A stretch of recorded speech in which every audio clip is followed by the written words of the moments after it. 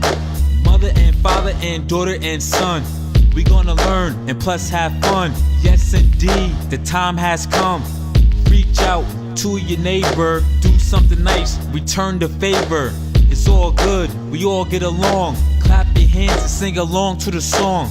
Young people, you ain't gotta do wrong. We can all do right, come on.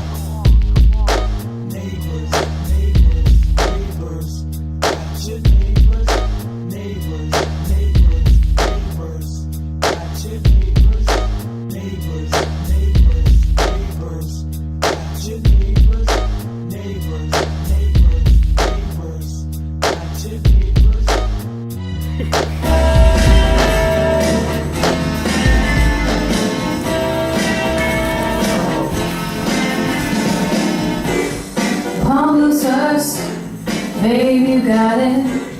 It's square, straightforward. You know you got it. Captions are moving. Teach one.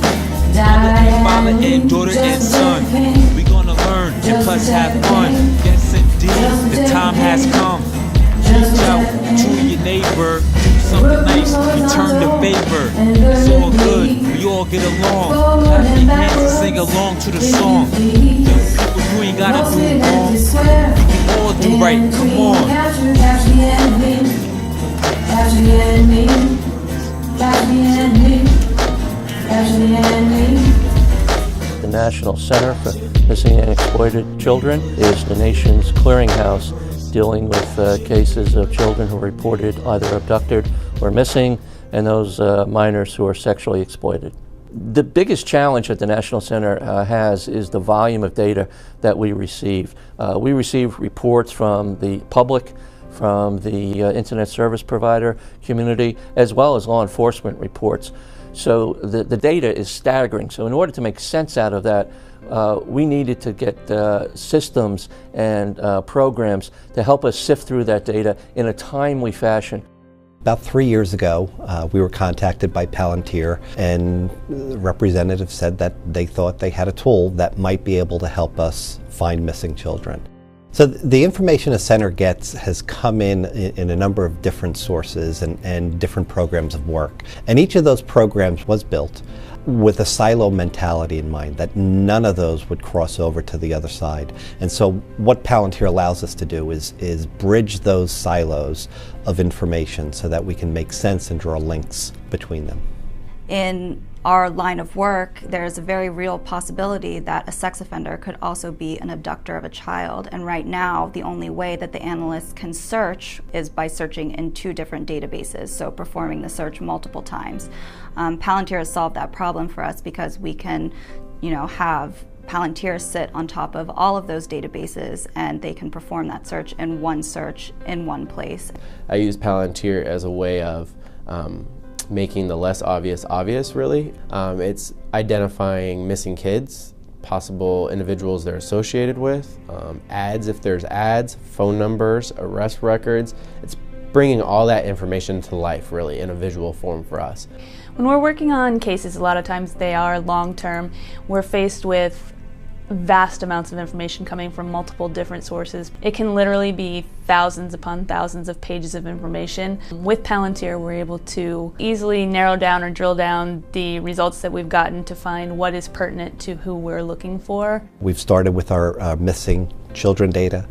We've got our case analysis data in there, and we continue to build this out. So in the near future, the entire back end of NCMEC's data will be in Palantir. Palantir has created the ability for the National Center to not only address the current challenges, but to foresee new trends and patterns and to anticipate solutions for what lies ahead. So we're no longer playing catch-up, we're actually trying to get ahead of the predators.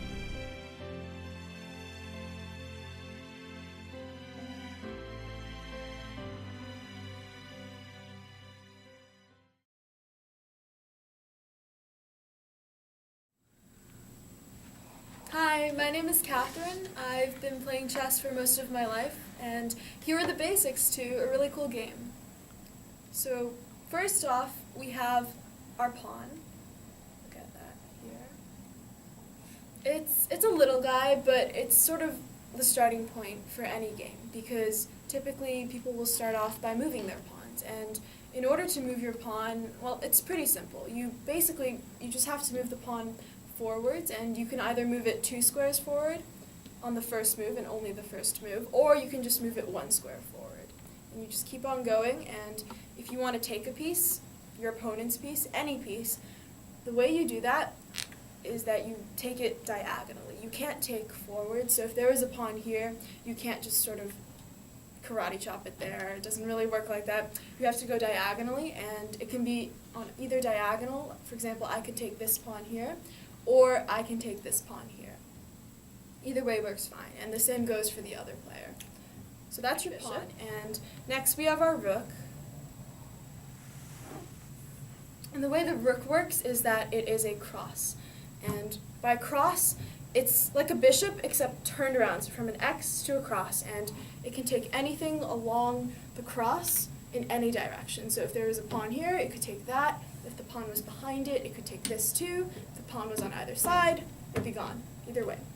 And our last piece.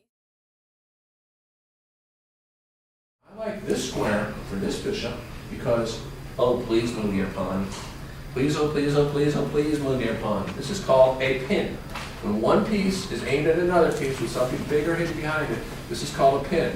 And of course, tweet for you, 9 for me. You always say that. And I always mean it too. Okay, now, what's the next big thing I want to do?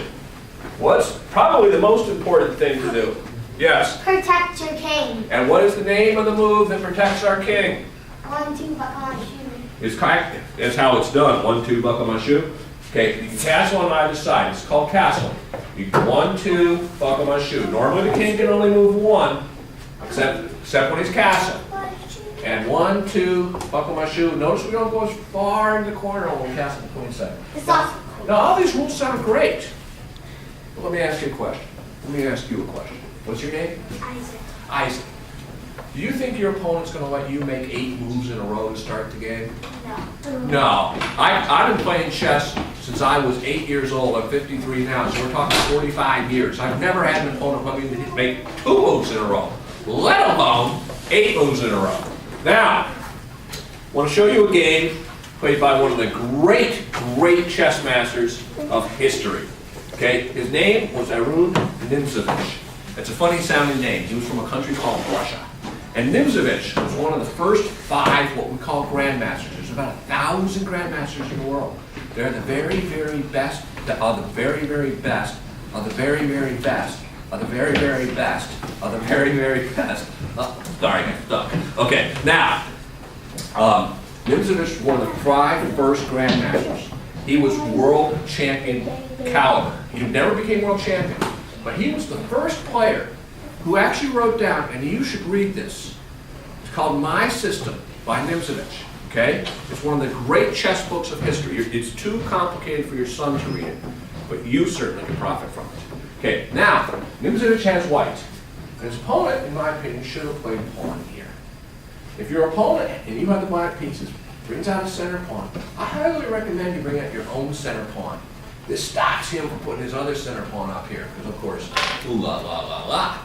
Okay? But black in this game played pawn to e6. Each of the names of the squares has a name. Each of the squares is take the letter and the number at e6. Now, he did not put his pawn up here. He put it here. So the pawn came here. Thank you. He let me do the 2 moves I wanted to make. And now, this is black's idea. He puts his pawn here and challenge the white pawn. And if the white pawn takes, the pawn will take back. That's a trade. Trades are going to happen. That's okay. Trades are okay. As long as you get, by the way, those of you who came in late, we're going to be playing by 5:30, okay? And you get to play till it's time to leave, okay? Okay, now, Nimzovich could have taken the pawn. He didn't. He could have pushed his pawn right on by. This is called the advanced variation. Or you can do what Nimzovich did. He brought out his knight, protecting his pawn. Black makes a good move himself. A 1 to 2 return. A 1 to 2. Okay. Now, Of all the moves in the entire game that Nimzovich makes, this is the only one that I do not like. Black has what we call a bad bishop. Okay, he can't get out. I would push my pawn today to attack his knight. But what Nimzovich did, like I said, it's the only move in the whole game that I did not like. Okay? The pawn took. And now, anybody, raise your hand. Oh, wait, let me ask a question first. The question might be, who wants to run out and play in the middle of traffic? Bye. Okay, now, what should Black do to retake this pawn? Can I take a picture of you? Sure. I'm going to post this, if that's okay. You can find my picture down at the post office. With 9 of my buddies. Yes. I'll come back down with the chest. You could make another black come on top of her? Which one of Black's? Name the piece. The one that's like the diagonal from the red. Are you saying the pawn? Yeah. Yeah, that's what he should do. But Black didn't do that. I couldn't believe my eyes when I first saw this game. Instead, he took with the pawn. Yeah. Okay. Now, Nimzovich, he's brought out his 2 pawns. So now he brings out his 2 knights. He's not worried about the knight taking, the pawn will take back. Remember, trades are okay. Okay, now, this position, after making 2 pawn moves, he should bring out his bishop, and he should get castled. I cannot emphasize this enough. I cannot say it strongly enough. When you have the Black side, your #1 job is to get castled quickly. Remember, White has the first move. God bless you. And if your king stays in the middle too long, somebody's going to come and visit your king. And he's not going to like it. God bless you again. Okay, now, he makes his 3rd pawn move. Oh. Okay? 2, you're going to have to make probably. 3, sometimes maybe. But never more than 3. Even beat someone who's 7. There you go. So now Nimzovich says, you know what? I'm going to get rid of that knight that's in the middle. Now, how should Black recapture?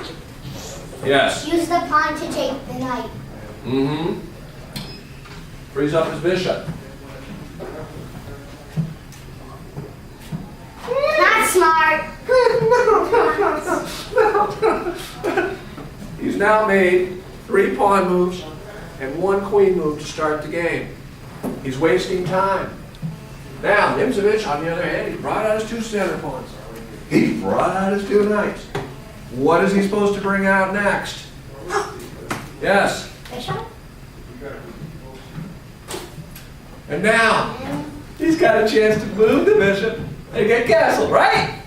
Yeah. Because he can go diagonally. He makes another pawn move. And then there's... This is not how you play chess. Center pawn's best friend is a knight. Now, he's going to bring out his bishop and get castled, right? No. Yeah. This is not how you play chess, my friends. Okay? This is not how you play chess. That's 5 pawn moves and 1 queen move to start the game. Not smart. Not smart. It should go from pawn. Now, can somebody raise your hand and tell me what Black should do right now? Yes. Okay, what should Black do right now? I've only said it like 6 or 7 times. Isaac. So he needs to move what? The bishop there. And get castled, right? Let's see what he does.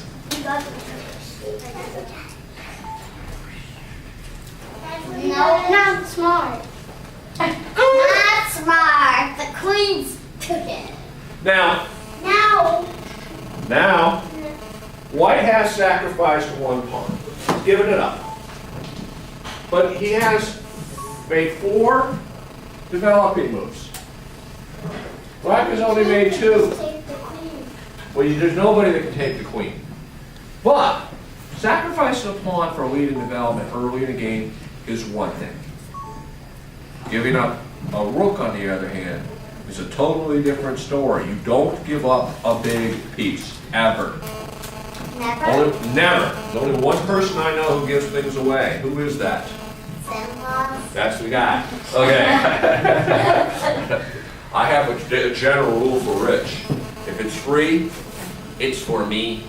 Okay? If it's free, it's for me. Now, in this position, the queen's threatening to attack the rook. So, he plays bishop here. Now this is protected by the queen and the knight. The bishop is now ready to take the queen, and if the queen takes the rook, the bishop will take the queen. This is a tricky little move. It's called an X-ray defense. Okay, it bends the piece right through the piece, just like when you go to the dentist and they take X-rays of your teeth and then they show them to you, and you can see your teeth that are inside your mouth. Okay. Now, in this position, he has to move the queen, but this is going to be queen move number 3 after 5 pawn moves. That's 8 moves with pawns and a queen at the start. That's not good. And Nitzovich knows he wants to get castled. But he can't castle this side because he can't castle into check. And Isaac, I've got a question for you. Just suppose you were in this position and you had the black side. He now castles into this position. What would you do as black? Didn't ask you, Bennett. What would you do, Isaac? Would you take the king? No. What do you say to your partner when he moves into check? Checkmate. No, that's not a checkmate. You say to your partner, I'm sorry, that is illegal. You can't move into that position. And it is your responsibility. It is your job, Coleman, that when somebody makes an illegal move, it is your job to tell them, you can't do that. That's illegal. Okay? And the same rules apply to kids that apply to adults. Okay? The same rules apply. Okay? Chess is, kids, chess is a game where you are, get this, you're going to love this. In chess, you are considered an adult. Like your mom and dad. Okay? The same rules apply to you as apply to them. Okay? You're not a kid when you play chess. You're another adult. Okay? Now, in this position, he moves the queen so he can castle on the other side. Now, after making 5 pawn moves and 3 queen moves, how many is that? 8. He's got time to move the bishop and get castled, right? Yeah. Hey,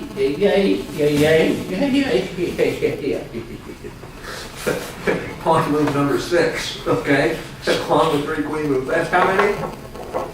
9. 9, yeah.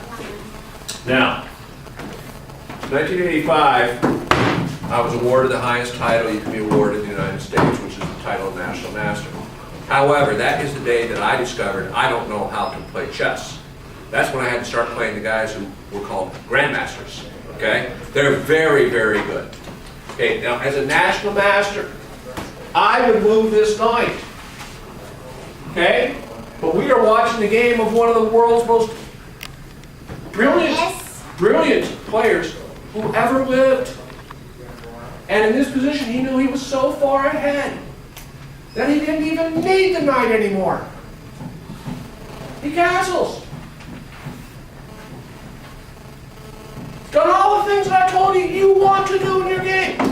The only difference is I would have moved the knight. But you see, he's a world-class player. And in this position, okay, pawn move number 7. Yes, Coleman. We're going to start playing in about 3 minutes. Somebody called pawn a pawny wani. I know who that is. Who, Bennett, who's the one who says pawny wani? You. Yeah. Okay, now, in this position, Nitzovich takes the pawn. And finally, after 7 pawn moves and 3 queen moves, how many does that make? 10. 10. 7 plus 3 is 10. Okay, he finally moves tonight. You almost want to sit here and applaud, finally, okay? But as we shall discover, this is the beginning of the end. Black is done. He's lost. He just doesn't know it yet. Okay, this first move, I would like to believe that I would have found it. Would I have found it? No. It's brilliant. Absolutely brilliant. What he comes up with, Nimzovich is one of the great players in history. He plays bishop here. Now the bishop must be captured. Sit down, please. We're almost done. The bishop must be captured. If he does not take the bishop, the queen is going to go here with check. The knight must take the queen. The king cannot take because of the bishop. And the rook would checkmate, protected by the bishop. Like I said, I would like to think that I would have found this move. No. I'll be honest, no. Okay? Here, he takes the bishop. Well, let's see, 7 pawn moves and 4 queen moves now. How many does that make? 11. Yeah. And now, check. I started dancing when I was 2, and I'm in 7th grade, and I dance 5 days a week, and I love it. I started dancing when I was 3. I'm also in 7th grade, and I dance 6 days a week. I also love it. Hi, my name is Sophie. I've been at Allegra for about 4 years, and I love it here, and I do play chess.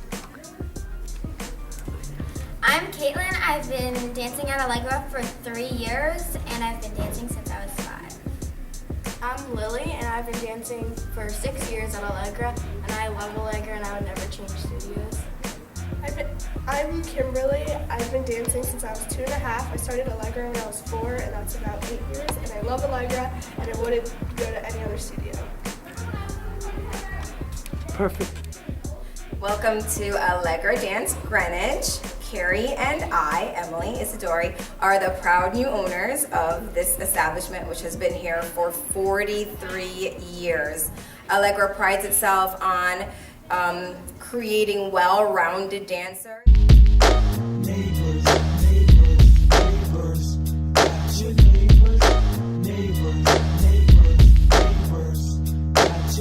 Each one, teach one. Mother and father and daughter and son. We gonna learn and plus have fun. Yes indeed, the time has come. Reach out to your neighbor, do something nice, return the favor. It's all good, we all get along. Clap your hands and sing along to the song. Young people, you ain't gotta do wrong. We can all do right, come on.